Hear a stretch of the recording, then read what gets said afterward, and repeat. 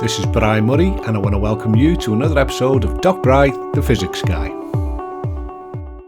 I was reading an article the other day about trying to recruit people to study physics, and it's not going as well as hoped. People are tending to move towards careers in, say, the computing industry earlier rather than later, and I can understand this. For me, I think part of this is that we've lost some of the romance and Indiana Jones spirit of physics. Back in the day, science was typically formed by small teams or even individuals. Marie Curie worked with her husband, for example. Faraday had his helpers but was pretty much on his own. Einstein collaborated, but always with small groups. Lots of papers were published by single authors. One very important consequence of this is that when someone published a result, such as Becquerel discovering radioactivity, it was possible for other teams to investigate and either confirm or deny the results. This is pretty much how science works, and still does to some degree. It helps us weed out genuine mistakes and also helps us spot those trying to deceive for monetary gain. These days though, with the media and so on, it seems to me that it can carry some risk. And I say this with a sad heart because ultimately I think we should be able to make mistakes and not get bashed over the head because of them. We all make mistakes all the time. This is part of being a human being, and when we put forward an idea or an invention with a genuine belief that it's true, then that should be respected. A lot of times that's the way it actually works. An idea is put forward, believed to be true for many years, and then shown to be wrong by a new experiment or discovery. Just go back through the Nobel Prize awarded for physics and see how many of them are now known to be wrong. It's far more than you think. Nowadays, the reaction to a mistake seems to be a little bit more vicious. In recent times, we've had a couple of whoppers, and the resultant coverage was just brutal. For example, a while back there was a claim that water had memory. The experiment involved diluting water time and again until there would only be a few molecules or atoms, if any, of the original substance in the water. Yet the water appeared to behave as though it still contained the compound in far greater concentration. The homeopathic dudes were made up because this pretty much confirmed what they had been saying for years. The advantages would be huge. You could have the effect of the drug without actually having the drug. Just ponder what that would mean. Anyway, the result was that after further investigation, it turned out to be nonsense. What happened next though was bizarre because the authors were pretty much burned at the stake for that mistake. There was also the case of cold fusion. The claim this time was that we could have a nuclear fusion in a test tube rather than in some giant Chernobyl type edifice with all its inherent dangers. Once again, this proved not to be true, and once again the scientists involved were pretty much skinned alive. It was brutal. While the public humiliation of the scientists involved in the above experiments is unwarranted and bang out of order, the point of retelling these failed experiments is that we have the opportunity to retest the results. Multiple teams or individuals can do this in different places around the world, and so we become immune to politics and scientific bias. At least that's the idea, and it seems to work. This can't be done as easily with big experiments. See, a big experiment like CERN, they're the only ones who can do the experiment. There's no one to reproduce the results. CERN publishes the results, like say the Higgs boson has been found, and there's no one to dispute it. With the Higgs boson, the news really got on it, and CERN were pleased because it justified their existence, and the theorists, at least some of them, were happy because the Nobel Prize was heading their way and everyone was going to get funding. Result. The rest of the physics community were not really bothered. The result was not that much of a game changer in any other field of physics. Nothing has changed because of this result. For everyone else, it was more of a curiosity. And this may be part of the reason that people were not that bothered about really going into the ultra-fine detail to confirm the Higgs. I mean, this may have been done, but I'm not sure where the results can be found. From the little I've read on the subject, it's a fairly difficult task to achieve, and there's not a great deal of help heading your way. There's just enough difficulty that most people don't bother. And whether this is deliberate, I have no idea, but part of me thinks it's more out of not bothered enough rather than some sinister plot conspiracy to hide results. Do we know the Higgs has been found? Well, the logic seems to go something like this. We found this event that we're 99.999% sure may be the Higgs boson. We think this because blah blah blah blah blah, and we trot out the reasons why this is the case. There are some, though, who are not particularly happy about this approach. I mean, let's ignore the fact that in about 20 years of operation and a cost of many billions, the team over at CERN have only found one particle, or not, the Higgs, back in 2012.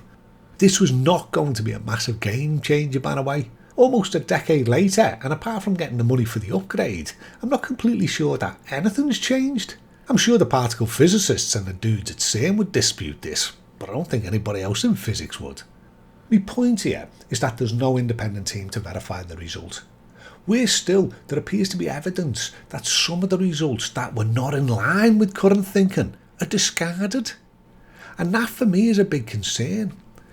Here's the one that makes me sceptical though, and it's this, the neutrino faster than light result.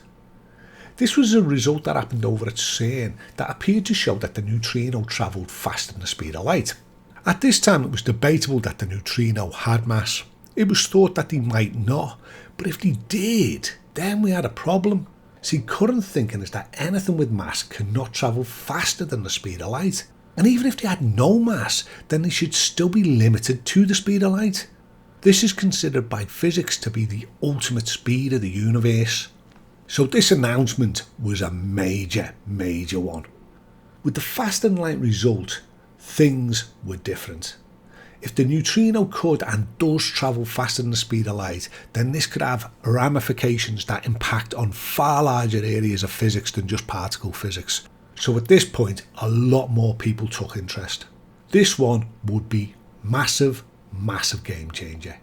Take black holes for instance. The black hole forms are not even like an escape. The escape velocity of a black hole is greater than the speed of light. But what happens if neutrinos can travel faster than light? Say they can travel twice as fast, 50 times, 1,000 times the speed of light? Who knows? If they could though, then they would have the velocity to escape a black hole if there was some mechanism that could produce neutrinos. When the star collapses to a point that it would become a black hole and there's no turning back, what if, in that final stage when the event horizon had just formed, all the material left inside the event horizon suddenly turned into neutrinos? These could escape if they had the superluminal velocity and actually stop the black hole singularity from forming. So the black hole might actually evaporate or never form in the first place. I mean, there's loads of scenarios, but this is just one of the more obvious ones. The point is, if something's going faster than the speed of light, this is major. There was a lot to be gained from this result as well. For one thing, you're definitely getting a Nobel Prize for this result. I mean, you're going to overturn just about everything. The idea that the speed of light is a constant and that the velocity of any object with mass cannot exceed the speed of light is bedrock in physics. So when the Oprah team made their announcement, just about everyone sat up straight. This one had to be checked and verified to everyone's satisfaction. This was so big that lots and lots of physicists wanted to know what was going on. So, what was actually happening? Well, to cut to the punchline, it was wrong. The results were in error, and it was due to some faulty equipment. There was a problem with one of the cables which resulted in a false erroneous result. While this is a disappointing result, it was hailed as a success for the scientific process because we'd uncovered the truth and shown that science worked. Had it though? Had it? See, here's the bit I don't like.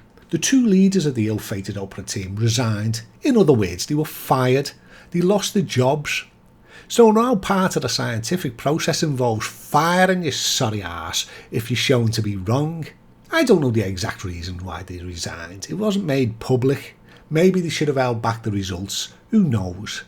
But that was a judgment call. They didn't set out to deceive. If anything, announcing it to the world meant everyone was going to look. There could be no deception. When I worked as a contractor for many years, often I was brought in to do difficult jobs under a fair amount of pressure. If honest, it was part of the appeal of the job. And over the years, I'd meet some people who were not technically capable. They'd got the job by deceiving the interviewer, or they'd lied on the CVs, and when this was discovered, they were often sacked, and rightly so. But for those who were technically capable, it was accepted in the various jobs that mistakes happen. Misunderstandings occur, unforeseen circumstances can arise. I mean, just check out the coronavirus, for example. But I never saw anyone torn down, vilified or sacked for making a mistake. Maybe it did happen and I wasn't present, I don't know. What we tended to do though was look at the resultant mess and figure out the next step, and then we got on with it. We didn't reach for the nearest crucifix. I find it odd that it's in the research business, where we know we're going to be making mistake after mistake, that we've become so unforgiving and so vicious in our response. I mean, while that type of atmosphere exists, why would you want to go into that line of work? Would I go into academic physics research? No, I don't think I would, and I wouldn't encourage anybody else to. To finish, I want to return to my cold fusion story from earlier. It appears that research has picked up in this field, and we may yet find that cold fusion does work. So maybe further down the line, the original scientists will be exonerated. Cold fusion research, though, is taking place within industry. I don't know if anyone in academia is brave enough to have a go. It's the private firms that have got on this one. And there is some physics to back it up, so who knows, it may turn out that they were right after all. Time will tell. I mean, I love this idea, especially because we could end up with little nuclear reactors in our homes or even in our pockets. Now, if that isn't full-on sci-fi, I don't know what is. This is Dr. Bry, the physics guy.